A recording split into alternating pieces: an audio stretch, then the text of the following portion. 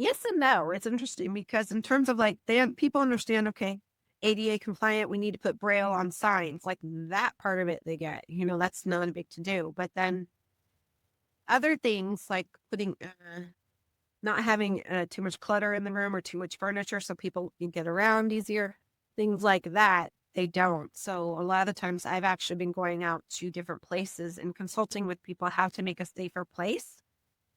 Hello, this is Rita, and this is me and my mommy's podcast, and then my mommy, and there's me, and I'm just talking about this stuff, and there's me tap dancing, because this is a tap dancing / autism podcast, and there's a bunch of animals, and I'll be trying to in my hair, and there's a bunch of sand in the ocean. Also, there's all the soul talk stuff, I love all my ninjas. Oh, that, and also, yes, like life stuff and tap dancing. Oh, and also there my boots. My boots are amazing. Also, there's me, trying not to have a panic attack. Also, this is a podcast about me, autism, and tap dancing, and blah, blah, blah. I'm just ADHD in this thing. Also, there's my cute adorable puppies. Lita, you want to introduce the podcast? My mom, me in person. I've been interacting with so many people. She was out interacting with people all day, and people are starting to recognize her around town. And we're coming up to her like, I've seen you on TV and on the internet. Oh, that's cool. What do you think, Lita? Are you happy about that? Not Like, cool. not cool. Okay, Too that's why I was many people. too many people. I get that. I feel the same way sometimes. I'm like, ugh. And it was an autistic specific event. So you would think being overpeopled would be something everyone would understand. It's apparently not. Yeah. Oh, Leanne, we're really excited to have you back on the podcast. Do you mind reintroducing yourself to our audience for those who might not know who you are yet? Okay. So, hello. Sorry about my voice. I'm trying not to cough. I'm a veteran special education teacher. Going on 20 years now. Worked with children of all ages, all quote disabilities. I view them as differently abled, but so I've been doing that a long time. I'm an advocate, have my own podcast as well. And I really strive on seeing the student for who they are, not the label they're given to get services. And I also really try to make my lessons very individualized and tailor it to my student and their learning needs. At the moment, I am focused more on the visually impaired population. I've been working with them. That's been my focus for the past 6 years. There's a lot of divide in the differently abled community, and there shouldn't be. We're all fighting for the same benefits, and we shouldn't be fighting against each other because a lot of this affects all of us. I did not mean to plan this way. We are filming this mid-June. Right. Made the deal like late May, early June. But I don't know if you saw the Supreme Court case this week. I've been so sick. No, I'm sorry. What's that? They just changed the requirements to the school districts. You no longer have to prove that they intended to discriminate against the student. So what does that mean? So previously you had to when they didn't follow the IEP, you had to prove that was intentional by the schools. Oh, I see. Okay. Yeah. And now you no longer have to you no longer have to prove to the courts that they intentionally did it. You can just sue them for not intentionally doing it. Oh, wow. Okay. Which probably puts a lot more power into that IEP and 504. Yeah, I would think so. And I know you deal a lot with IEPs and 504s, and I kind of wanted to get your take on that. If parents and their teams can just go and actually sue, because you know how many times people misfile that 504 and IEP. Yes. Oh my God. And the thing is too, I've seen it a lot because what'll happen, they'll have that IEP at a school or a school site and at the district, but Well, sometimes more at the district, like, or the nurse or someone will have it, but not necessarily at the school site. Let me put it that way. And so then a specialist like me comes in and I'm like, wait, where's? And so people don't know what's going on. And so there's that layer too. And then I have to backtrack and find stuff and bring it back and bring it to the school. And there's that too. And Yeah. that's one of the things I wanted to talk to you about, because you know IEPs backwards and forwards and six Yeah. ways to Sundays, which is hard for a lot of people, even some of our listeners who are in the school system. I had someone recently come to me who's been a teacher forever, and their kid is not getting their IEP followed. And they're like, I thought we would just do this because it was my friend teaching the class. Yeah. So I'm like, that's a new one for me. Yeah. And we all have a love-hate relationship with the IEPs, but you and I last time were talking about the difficulties with the IEPs, and I was wondering if you mind talking a little bit about that today. Oh, the difficulty. Well, like, I mean, we Learning. could probably do 17 years worth of the difficulties. Yeah. Yeah. But like you were talking just then even about those don't necessarily get to the teachers. No, they don't. No, no, no. They're great in theory. Like when you're all sitting there and you're making your goals, who's going to do what, how it's going to be distributed. But then the reality tends to be something else. And every year in schools, you don't always have control over who's working at a school. And not everyone who comes in every year, different staff, take the time to review it, number one. Then the school teacher, it just has so much going on and they're just trying to keep the class in order. So there's that, especially at the beginning of the year. And then actually being able to get the modifications done. Do they need specialized equipment? Does someone need a Brailler? Do they need... I'm sorry, I know that sounds horrible. Sorry, y'all. Do they need everything in Braille? Do they need something tactile? Do they need to put earphones on their ears because they're having a sensory overload? Whatever it might be, and have those materials prepped as well. And then understanding the IEP and what it means and making sure that, oh, they're supposed to go to speech services 5 days a week. Let's just say, I mean, that's a bit much, but so then actually making sure you make the time in the child's schedule to make sure they're seeing that specialist and contact the specialist and talk to the specialist. It's like an onion, so many layers every which way. And then you have to make sure all of it is being done. And the fingers are pointed justifiably at the teachers a lot because they have to make sure it's being done. So it's a lot of pressure on them as well. So a lot of teachers see IEP and they're like, oh my God, no, So it's a lot. I'm going to be the mean one and go, yeah, but all that's done at the district level with all those administrators they keep saying my tax dollars need to pay for. Yeah. Yeah. It's done in a meeting. Yeah, but it kind of seems like it should be on them to make sure the teachers know what was in that piece of paper that they wrote. I agree 100%. I figured you agreed.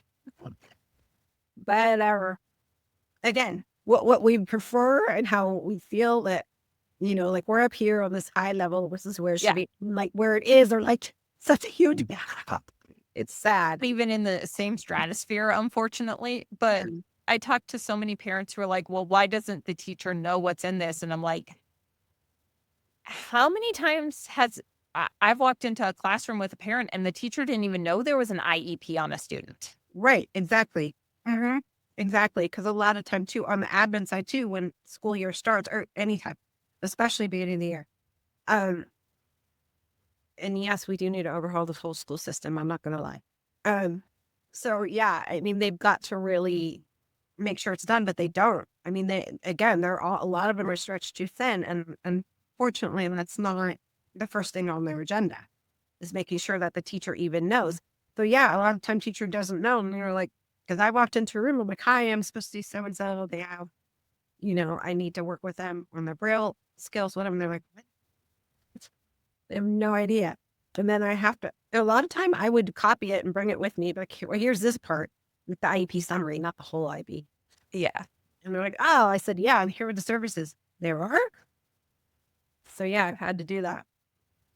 I just feel bad the times I walked in and a teacher didn't even know this child had an IEP and their parents had been fighting for months. And I'm like, see, it'd be nice if people would tell you since everyone's now mad at you.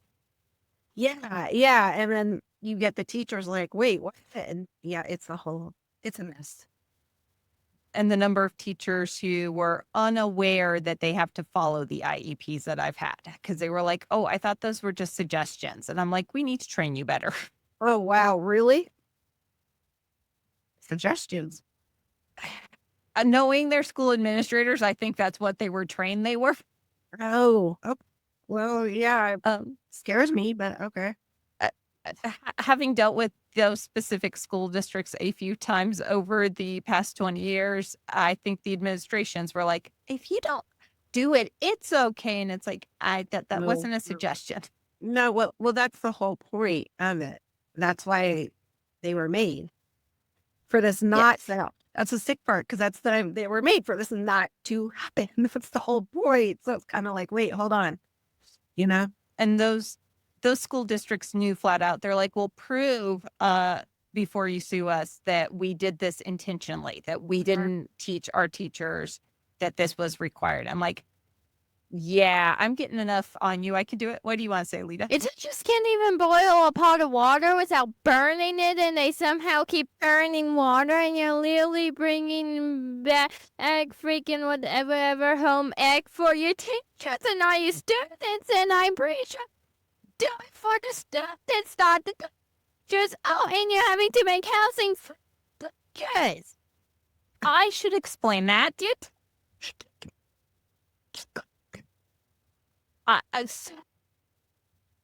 Yeah. One of our local school districts is actually doing home ec for school teachers. Really? Because They can't clean their houses either. And that seems like a simple thing if half of you are neurotypical. Yeah, I agree. they found out that because home ec had been taken out of the school, these kids didn't know how to credit cards worked, and they didn't know how to boil water or make mac and Right. cheese. And they're now a couple of our school districts are talking about creating teacher housing. Oh, wow. Dang. I'm like, I'm not trying to show. It kind of makes it where it's hard to go in and go trust the teachers when you're having to teach them how to boil water. Yeah, that's wow. Okay, that's a new one. And part of me was like, why did you go to the media like this was a good thing? Yeah. That's one of those things you hide behind the closed doors. Yeah, it's supposed to be advertised. At least I don't. They went out and advertised this to all the local news stations and had them Oh, run really? stories on how amazing and how forward thinking they were and that they were leading the country with this.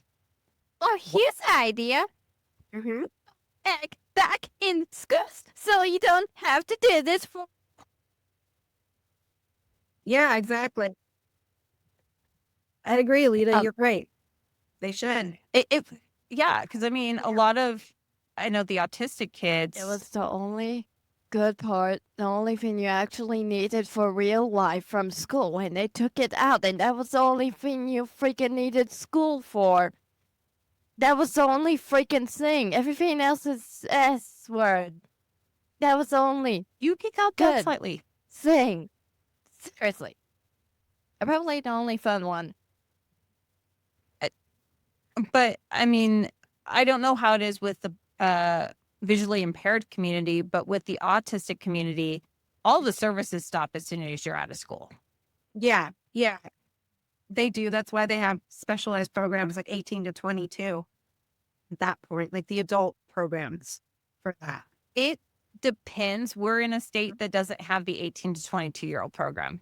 Oh gosh, I didn't know that. Okay, yeah, we still do here for now. I mean, who knows with everything going on and funding and all the good stuff. But yeah, Our state's we're a Democratic controlled state, but we have the Taxpayer Bill of Rights, which means they can't spend money without the taxpayers approving it.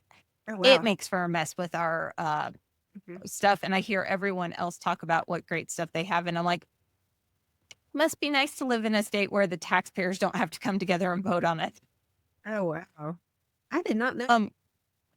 Yeah. And it's only been around since 1992, and people move in the state, and I'm like, yep, this is why you're voting on all that. We have to vote on it. And if you don't vote on it, we don't pay for it.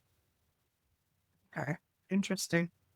But even then, you're 18 to 22. Once you turn Yeah. 22, I'm guessing there's not a lot of support.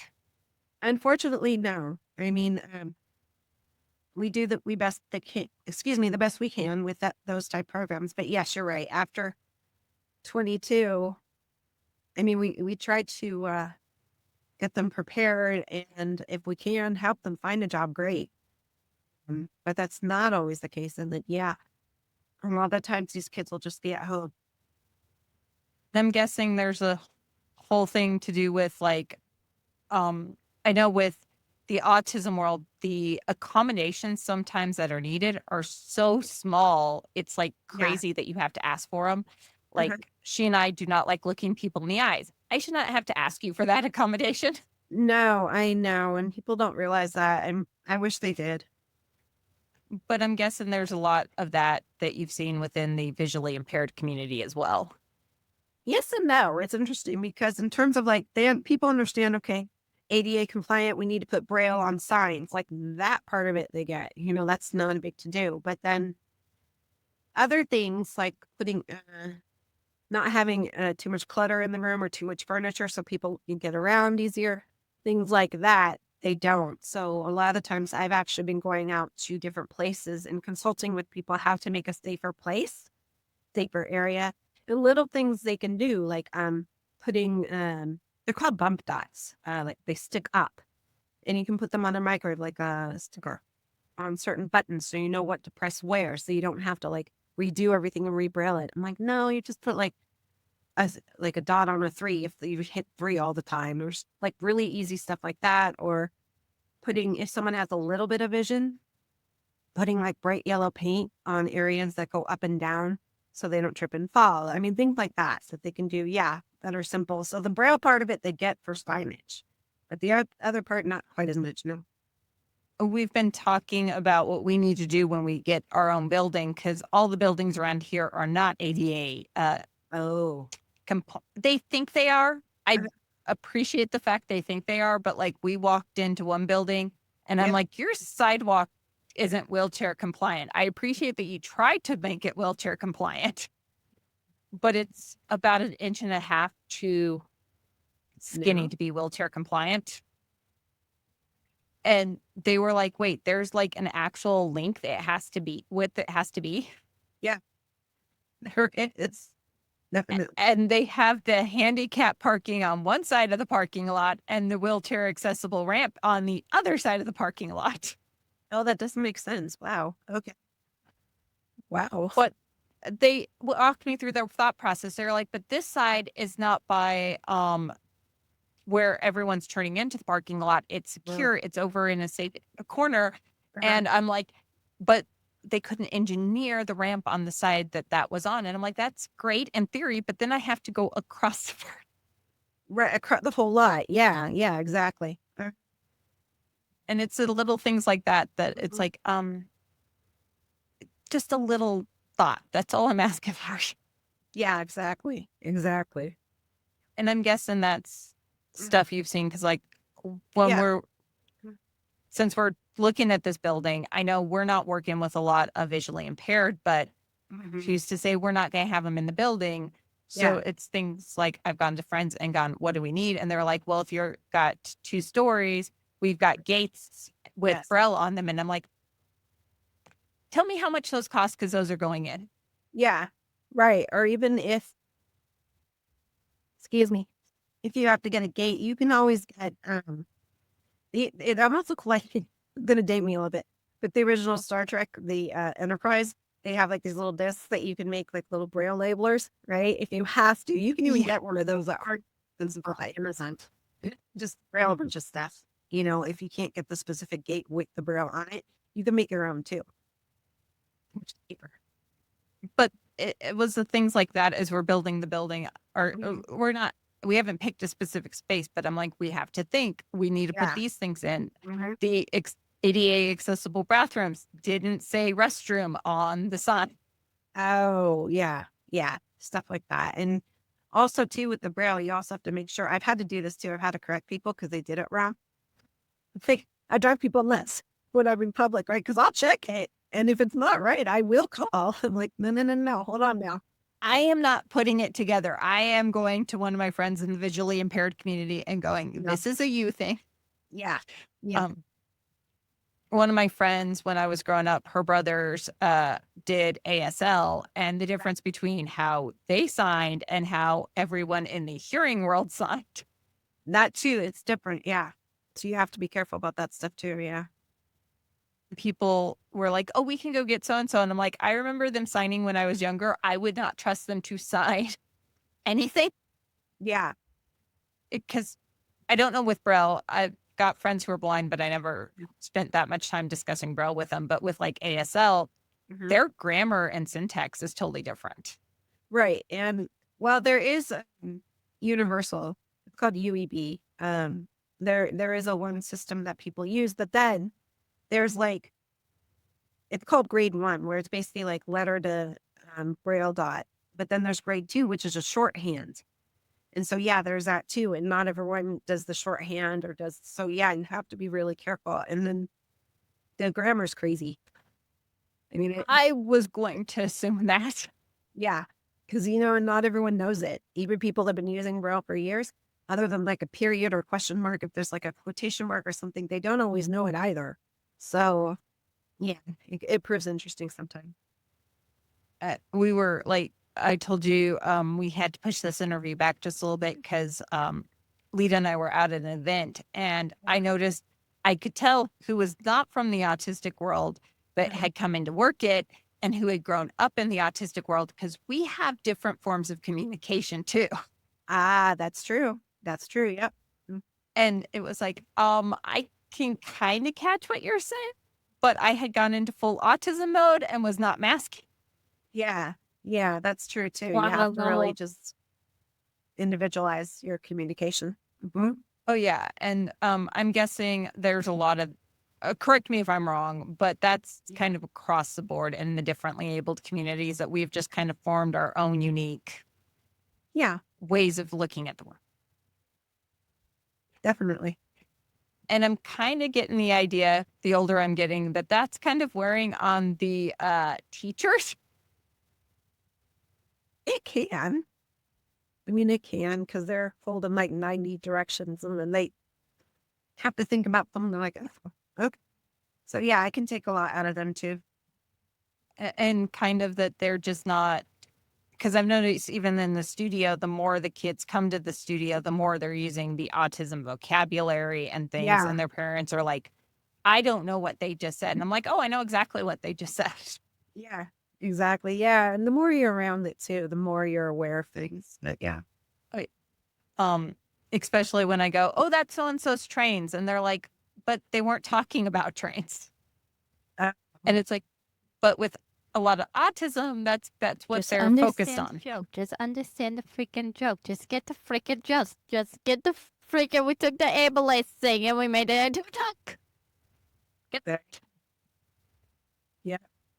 They don't always Um, recognize that either. So Yeah, and I was noticing, but I'm guessing that's not just autistic specific, that there are just some things that everyone does that we're just, our community just creates that. Am I completely off? no. I mean, the blind and visually impaired community, them too.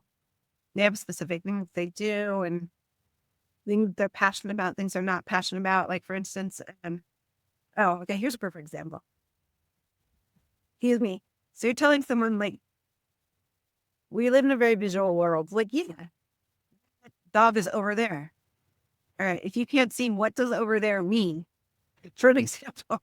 And they're very passionate. Like, no, you have to be like, it's in front, it's 2 steps in front of you to the left, next to the drawer. I mean, you have to be so super specific. And so that's a big one in the community. It's just language and really, really using your language and understanding that you can't rely on the visual aspect of it. So there's that. I had a friend in college who I swear sometimes when her service dog was not on, she just used him to annoy me. And she'd go, the dog is over there. And I'm like, where over there? Yeah. And yeah.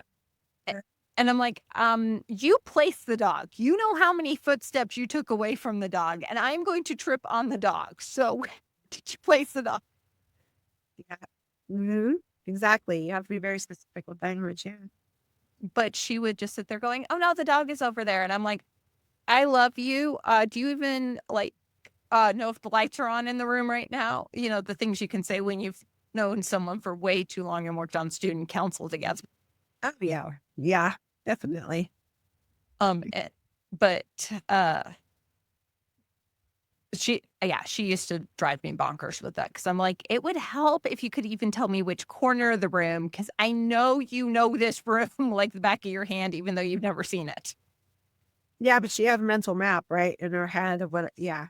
So. Oh yeah, but it was always when her dog was off duty and she had sat down, so the dog had been placed to go take his nap, and I'm like, because do not mess with them while they're on duty, but service handlers and their doggies can get a little cuckoo off duty. I believe it. They can be good off duty. The kids seem to be a lot better. The older you get, it's more like, oh, they're a pet when they're off duty. And it's like, yeah, I get that. They are. And that was another question I wanted to bring up with the IEP, because we've been seeing more and more of those issues. Because people don't understand autism now has service dogs. Yeah. And it's a requirement to let them around. Of course, they're service dog. Yeah. And I've had a few districts like, well, do we have to write it in the IEP? I'm like, yes, you do. Thank you very much. You do, because otherwise then they could exclude. They'll find a way not to let the animal around, and you need to have the animal. So. Well, and I've had a couple parents, not at the studio, but overall in my other deal, go, well, do they need the service animal at school? And I'm like, yes, your child needs their service animal. What service animal means? Because I suggest you go look at the dictionary. Seriously, why did I go through speech therapy? At least I know how the English works. They apparently don't. Good point. And they also speak English. Are we sure on that one? He didn't have speech therapy, and people do not understand speech therapy is not just about enunciation. No, it's not. Dictionary. But yes, dictionaries do help. Agree. Oh, she had one therapist, because they were trying to get her on level with her conversational skills, was like, this is a dictionary. This is your friend. Oh, wow. Okay. Gotcha. But she was 8, and they were trying to figure out a way to get her to learn the meaning of words. That is a way. It is a way, and they didn't make her actually sit and read the dictionary. They were just like, if we don't know a word, we'll go over and we'll ask the dictionary, because, she's severely dyslexic and her SLP was smart enough. Let's get the accommodation here. Let's get the voice-activated dictionary here. Right. Thank God. So, yeah. And then have it read it back to us. There you go. Perfect. Or have an adult read it back to us. And those are the small accommodations that I think if a lot of teachers can put in their classrooms, but don't know are needed because they never saw that IEP. Yeah. Yes, agreed. But I was just going to say too, sometimes I would notice stuff, and whether it was in the IEP, I'd be like, well, I'm just going to do it anyway. Which would kind of, I think they are overworked. I know, at least here in our state and most of the states I work in, the teachers are way overworked. And you're in California, right? Yes, I am. And your poor teachers are highly overworked.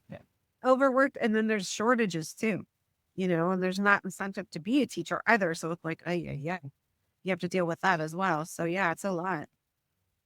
And you have to deal with the Gen Alpha kids, and I love them all. They're going to change the world. but Gen Z was easier to deal with. Yeah. Okay. That wants to stay here? Okay. So, yeah. You're saying this people is now and no. No, I think there's a huge. Give me 5 seconds to explain. She is a little feisty today. No, but if you think about it, y'all grew up during COVID. With your formative years, were you most of your friends stick 2 years of school online? That's true. You did therapies online, and occupational physical therapies should probably not be done online. No, so bad. Well, because it was in that early part of COVID, and they didn't want everyone in the. And even her speech was online for 6 months straight. You know what, though? I had to do that too, and it was awful. I had a student who was taking piano, visually impaired, and I'm trying to explain to him online about how we can accommodate and do things. And the whole thing was just a freaking mess. It was horrible. It was awful. It was, and these kids just came up through that, and I don't think it these wasn't teachers. that hard. It was easy, and then hard again because then I had to actually interact with people and not be going, "What? Hey, like the cat, the dirt." Like seriously, I'm pretty sure that man was just having a party, no human contact with the stupid dolls. Isaac Newton discovered gravity during a pandemic. Yes, and there was no way the man was neurotypical. Because I don't think anyone has that much fun. But I think a lot of these teachers, they were not trained. The college system is not trained to train them to deal with their specific group and their lack of social interaction. What? I don't have a lack of social interaction. I just have a lack of a filter. That's it.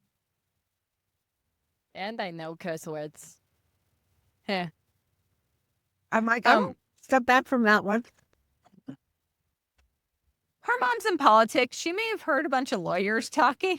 Oh, please. And behind closed doors, they, especially when we didn't know she had gotten her receptive word yet, she may have heard words.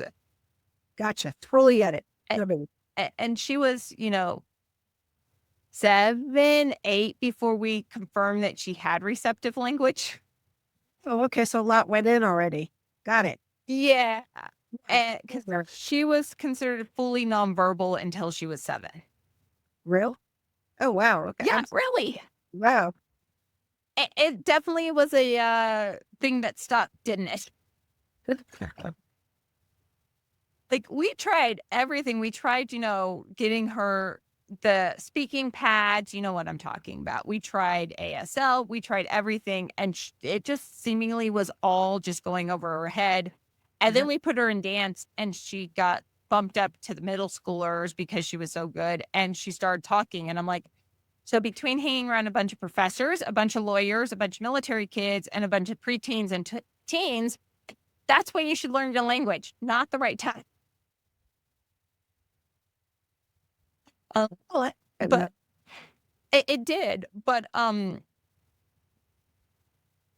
did and that was one of the things that really helped her was dance, obviously. Yeah. Oh, yeah. But I have no filter. have no filter. But Also, my Gen Z friends are the best Gen Zs. My Gen Z friends have brains. Thank you very much. They are the best. Gen Z did all that trash talking against us millennials, because I am an elder millennial, and I'm sitting there going, guys, I'm looking at the generation right after y'all. Y'all are in trouble. Yeah, exactly. And none of these kids have filters. So I can see why teachers are a little overwhelmed dealing with these kids and going, I'm quitting. Okay.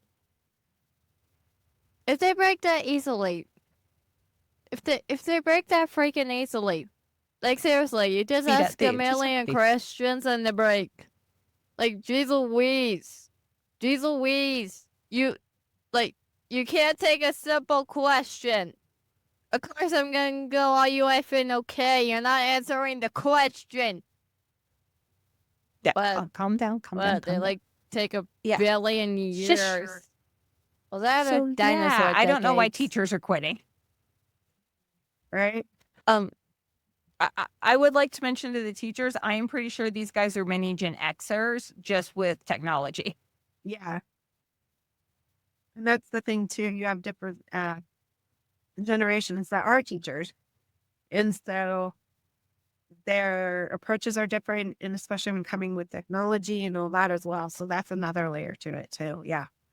Oh yeah, and I do feel bad for him teaching Gen Alpha. Gen Alpha is the first one I've actually felt bad for him teaching, going, you need to go back to the silent generation and ask them how they taught Gen X, because that might get you through this. Maybe. That's hard. I just gotta say curse words and you have to deal with it. But yeah, she likes to get us off topic a little bit. I'm not the one who went off topic. You're the one who started talking about generations. It wasn't me. No, I think that sometimes I'm leaning more and more towards we need to put in to IEPs. Remember, this is a Gen Alpha. Their early therapies were done online. Yeah. Oh, yeah. I don't know. Well, I guess you could put that in. Just like in the notes. bold letters to warn the teachers. Just an FYI. In case Yeah, you're just actually you read this. What? That they know to read it. What do you mean? Like, Give it more what? attention. Yeah. No, like you had 6 months of speech therapy, of the enunciation therapy in front of a computer with someone trying to teach you how to form your mouth instead of being able to hold it and form it for you. Yeah. That's a Huh. different thing. I wonder what the betas are gonna be like. You know, since Gen A, friend of them, Gen B, near Gen A. And it's not saying that Gen Alpha is bad. It's just there is such a difference between the Gen Z and the Alphas. Yeah, there is. There is the pandemic. We're seeing a lot of it now. The results of all that. I got brain. Except for my Gen Z friends, because they have brains, because I just picked the ones with brains for friends. But I have brain. They have no brain. I have brain. They're zombies. I'm a human being. Also, I know how to boil freaking water. That's like, it's freaking water. It's freaking easy. I know how to boil it. Freaking easy. At least I know how to use freaking technology. Yeah, no, I don't know. This is a totally different generation. It needs to like be on the IEPs that these have to be dealt with differently. Yeah. Yeah. Because I'm not wanting to. What was it like for the Braille community, the younger kids, and the visually impaired community during those COVID years?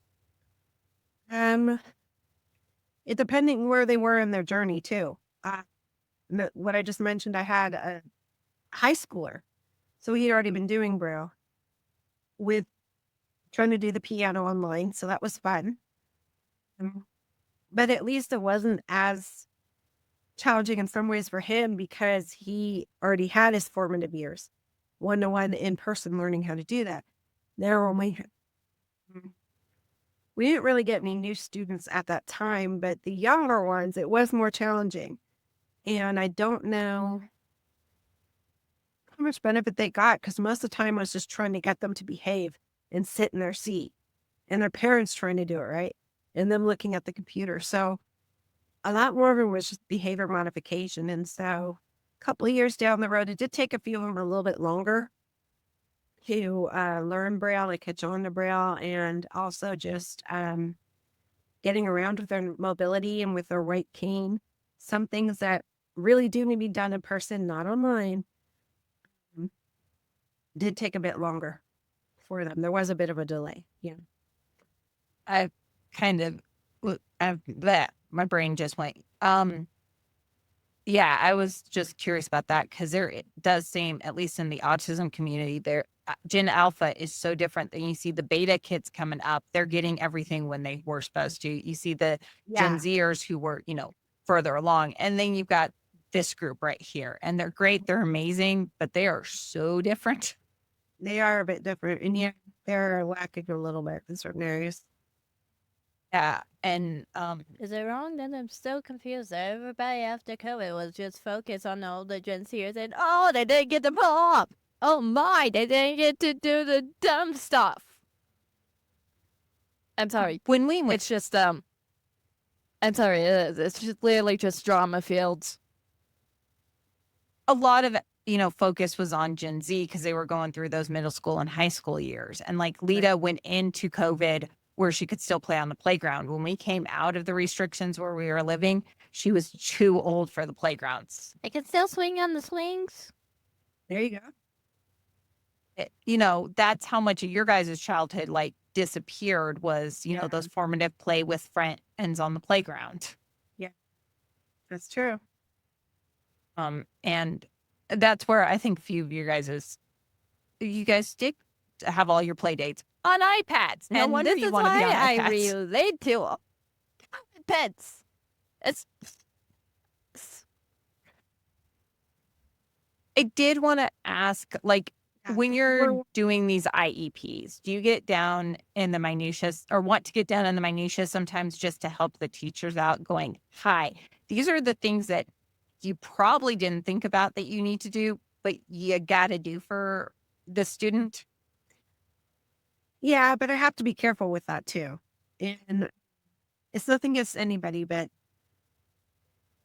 some people and their egos, you know, you have to be careful with how you phrase that too. And and I have to approach them as a team player, not as someone who's judging them in their job performance. And I have to be really careful when I state that me, like, okay, our assured student, I've noticed he learns well with, let's say, a certain kind of paper with sorry, that's my buddy Hobbs there.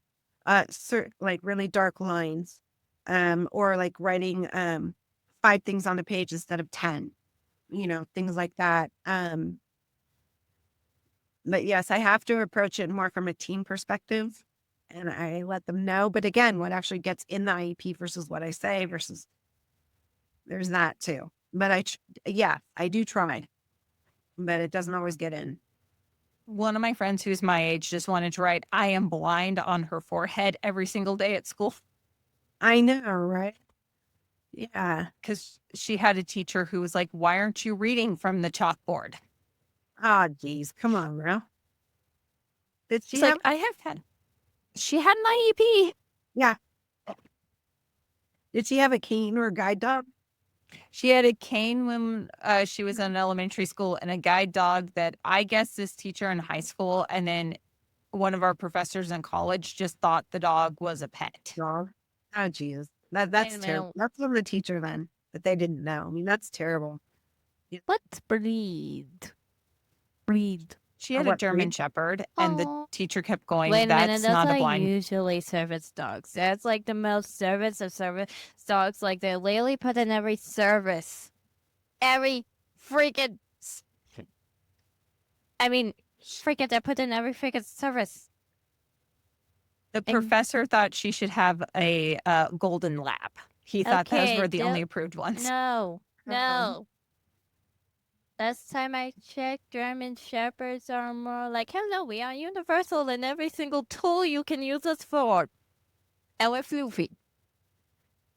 And I Well, will lick you. it depends where you live too, in terms of dogs for the visually impaired. Like out here, yeah, there are more labs, but it depends where you get them through too. What agency? There's that. Her dad had a dog that had failed out of the police academy, but seemingly worked well for her guide dog. So they paid for the private stuff, training and everything. But they were just like, oh, well, that's one way to get the dog to use. And he had already started leading her around places. And they're like, well, this is going to work poorly as a dog who's going after someone. Yeah. Yeah. But he was trained to sniff the colors of her paint. Oh, trippy. I don't know how he managed to do it, but she wanted to keep, was progressively losing her sight and wanted to keep painting. And she Right. trained him how to tell her what color she was getting into. That's a new one I've never heard, but okie dokie. He is the only one that I have ever seen do that. And I'm like, I've never heard of that. Okay. that was, and she has never been able to train another one of her dogs to do it again. Oh, wow. So she's like, I don't know, maybe he was just born an artist. Maybe, right? Who knows? And she has spent 20 years trying to train another dog to do it. So it's probably not happening. No, I don't think so. Not at that point. Oh my gosh. But I don't know how he figured it out. He would pick up the exact color she was looking for. So he was actually definitely her dog. Yeah. Well, Oh, yeah. if the dog gets reborn, she definitely knows. Well, yeah. Yep. But yeah, no, those were the type of accommodations. Sometimes I just want to write in, please understand the child is blind.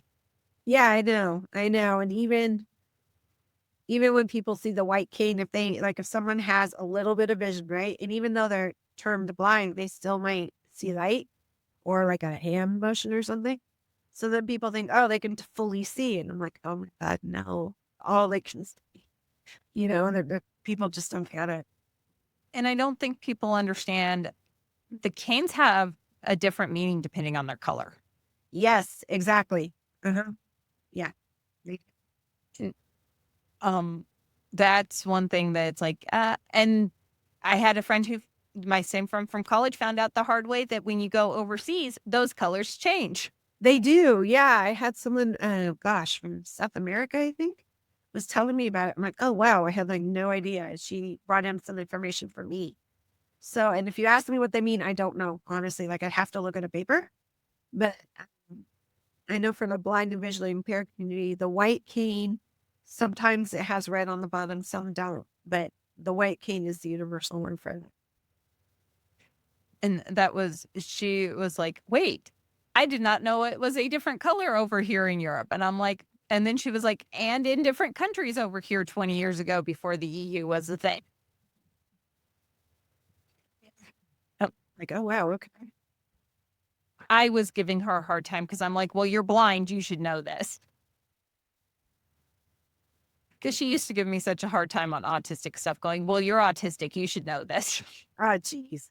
I like that, though. That's good. That's good. Y'all can joke about it. That's cool. Yeah. Okay, that's more like a sentence for every single like, I mean, okay, I think with maybe not everything. This get me on it. I think if we could all come along and laugh at each other, because Yeah. the typically able doesn't quite understand what all of us are going through, and we're all facing the same issues right now, especially with what's happening with the Department of Ed. Oh, God. Grants are not being funded for anything. Our money's being taken away, too. So, Oh yeah. Oh, don't forget the whole this.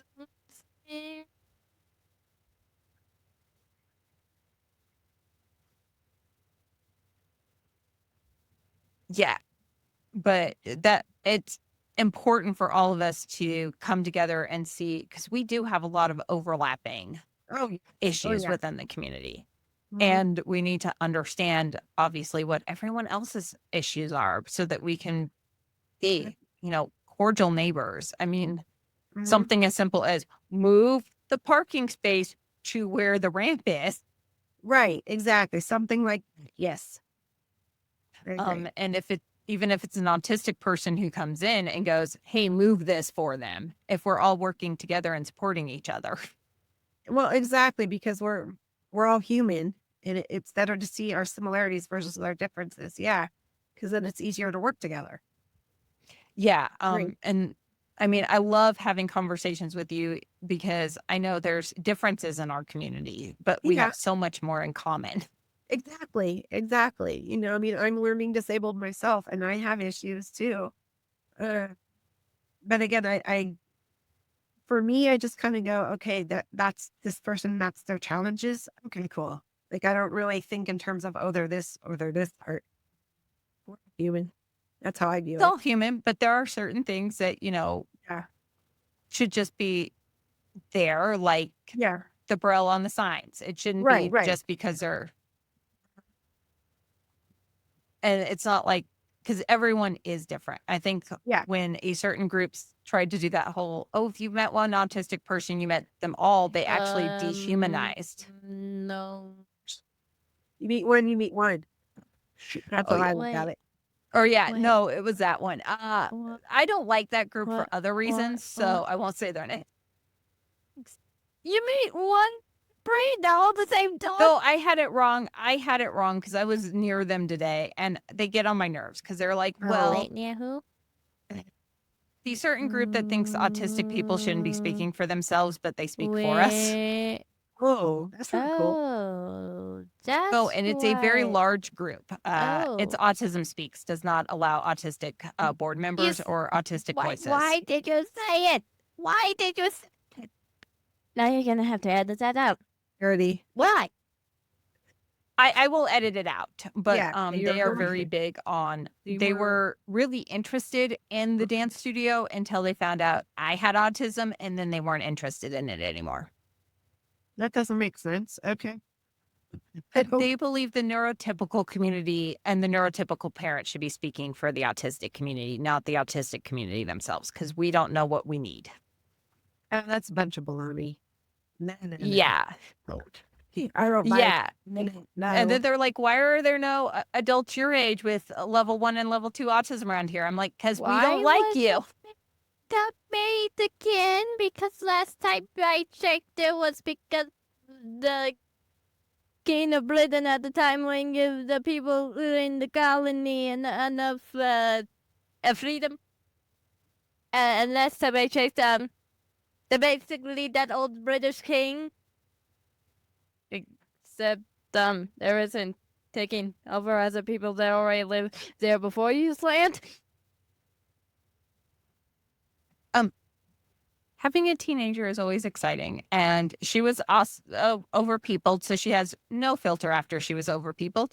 Well, Leanne, I'm we so enjoyed having you on again, and we would love to have you Sure. on again if Oh, yeah. that's all right. Anytime. Sorry. Hold cough. Hope it didn't annoy anyone too much.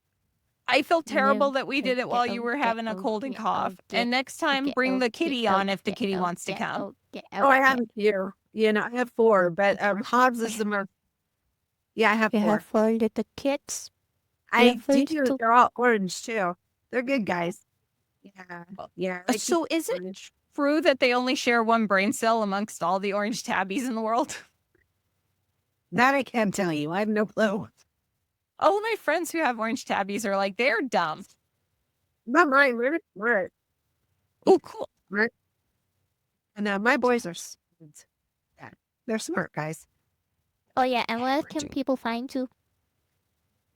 So, hey, look at all right. The Miss Leanne at yahoo.com is my email. And then swellcast.com/the Miss Leanne. And I can email you the info too. So if you guys need to put it up so people can see it.